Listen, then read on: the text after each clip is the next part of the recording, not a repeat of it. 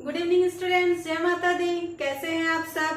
I hope आप सब अपने पेरेंट्स के साथ घर में सुरक्षित होंगे और इस कोरोना वायरस को दूर करने के लिए सभी जरूरी नियमों का पालन कर रहे होंगे, जैसे मास्क लगाना, सोशल डिस्टेंसिंग और बार बार हाथ सैनिटाइज करना। तो आइए चलते हैं। मैं कीर्ति श्रीवास्तव अपने YouTube चैनल शैलजा क्लासेस पर आप सबके लिए यूपी बोर्ड की मैथ्स की क्लास 8 की बुक का फुल सॉल्यूशन लेकर आ रही हूँ। और मेरे वीडियोस की सबसे खास बात ये रहेगी कि इसमें मैं न सिर्फ अपने बुक के एक्सरसाइजेस को कवर करूंगी, बल्कि सारे चैप्टर्स के बेसिक चीजों को कवर करते हुए उनके एग्जांपल्स को भी कवर करूंगी, फिर एक्सरसाइज सॉल्व करेंगे। लेकिन उससे पहले मैं आप लोगों से कुछ बातें शेयर करना चाहूंगी, क्योंकि मैं खुद भी एक गांव से बिलोंग करती हूँ और मैंने काफी सारे बच्चों को ट्यूशन क्लासेस भी दी हुई हैं। तो मैं सारे बच्चों के बारे में तो नहीं, पर अधिकतर बच्चों के बारे में मैंने देखा है अधिकतर बच्चों को कि उनकी बेसिक चीजें क्लियर नहीं होती हैं और उन्हें छोटी छोटी चीजों को सॉल्व करने में काफी प्रॉब्लम्स आती है और इस प्रॉब्लम्स को वो अपने क्लास में अपने टीचर्स और फ्रेंड्स से डिस्कस करने में एम्बैरेस फील करते हैं। तो ऐसे बच्चों से मैं सिर्फ एक ही बात कहना चाहूंगी, जो कि मेरे ग्रैंडफादर अक्सर कहा करते थे और वो खुद भी एक गवर्नमेंट टीचर थे। उनका कहना था कि क्वेश्चन पूछने वाला सिर्फ एक बार बेवकूफ बनता है, लेकिन ना पूछने वाला जिंदगी भर के लिए बेवकूफ बनता है।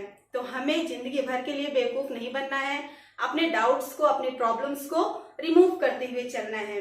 तो आइए देखते हैं। सबसे पहले हम अपने किन टॉपिक्स पर डिस्कस करेंगे, क्योंकि हमारा पहला चैप्टर परिमेय संख्या है।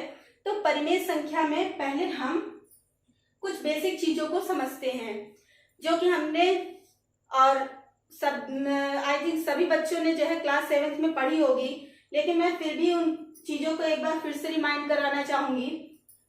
परिमेय संख्या समझने के लिए सबसे पहले ये जानना जरूरी है कि प्राकृतिक संख्या, पूर्ण संख्या और पूर्णांक संख्या किसे कहते हैं। तो प्राकृतिक संख्या, जिसे हम काउंटिंग नंबर भी बोलते हैं, जो कि हम बचपन से पढ़ते हैं, 1 2 3 4 5 6 7 8, ये सारी हमारे प्राकृतिक संख्याएं होती हैं। पूर्ण संख्याओं में हम 0 को भी इंक्लूड कर लेते हैं। 0 1 2 3 4, ये सारी हमारे पूर्ण संख्याएं होती हैं।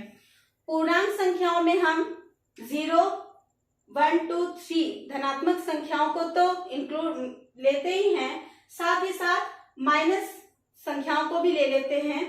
अतः पूर्णांक संख्या जो होती है वो दो तरह की होती है, धनात्मक पूर्णांक संख्या और ऋणात्मक पूर्णांक संख्या। जैसे ये ऋणात्मक पूर्णांक संख्या हुई और ये धनात्मक पूर्णांक संख्या हुई, ठीक है। फिर उसके बाद भिन्न आता है। तो सबसे पहले काफी सारे बच्चों को मैंने देखा है कि वो भिन्न और परिमेय संख्या में काफी कंफ्यूज रहते हैं। उन्हें लगता है कि भिन्न और परिमेय संख्या दोनों एक ही है, पर ऐसा नहीं है, दोनों में डिफरेंस होते हैं। भिन्न को हम p बाई क्यू के रूप में लिखते हैं, जहां पर p और q दोनों ही हमारा प्राकृतिक संख्या होता है। q is not equal to 0, q हमारा 0 के इक्वल नहीं रहता है। जैसे 3/4, 6/2, 9/2, ये हमारे भिन्न है।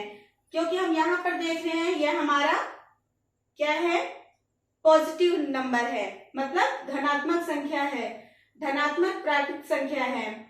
और जैसे हम माइनस, यहाँ पर q मैंने प्राकृतिक संख्या इसलिए लिख दी है क्योंकि अगर हम 3/-4 लेते हैं तो ये p तो हमारा प्राकृतिक संख्या है, लेकिन ये तो हमारा प्राकृतिक संख्या नहीं है, ये माइनस है।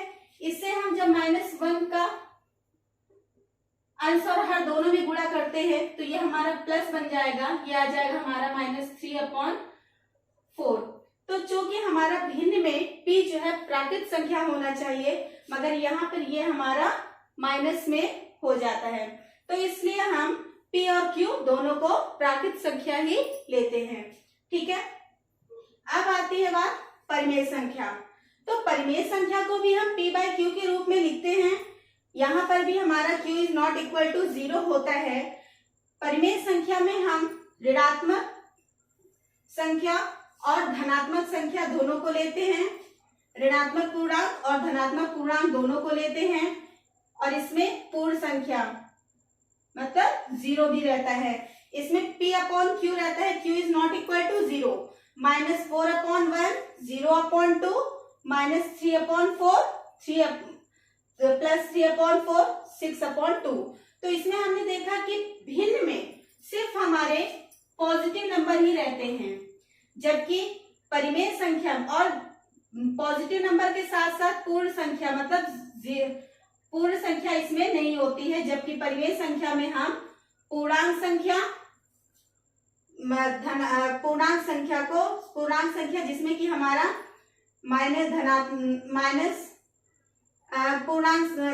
ऋणात्मक पूर्णांक संख्या और धनात्मक पूर्णांक संख्या दोनों ही आता है, और 0 भी हम ले लेते हैं इसमें P में।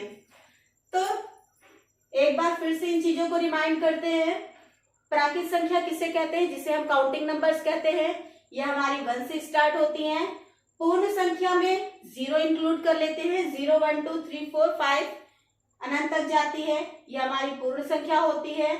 पूर्णांक संख्या, इसमें ये दो तरह की होती है, धनात्मक पूर्णांक संख्या, ऋणात्मक पूर्णांक संख्या, और इसमें पूर्ण संख्या 0 भी इंक्लूड रहता है। तो ये हमारी पूर्णांक संख्या हो गई।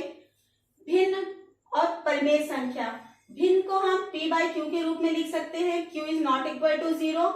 P और Q हमारा प्राकृत संख्या रहती है, परंतु परिमेय संख्या में इसको भी हम P बाई Q के रूप में लिख सकते हैं, Q is not equal to 0, लेकिन इसमें हमारा धनात्मक पूर्णांक और ऋणात्मक पूर्णांक दोनों आता है। तो आगे के टॉपिक्स को हम अपनी नेक्स्ट वीडियो में डिस्कस करेंगे। तो मिलते हैं अपनी नेक्स्ट वीडियो में हमारे YouTube चैनल सहजा क्लासेस पर। जय माता दी।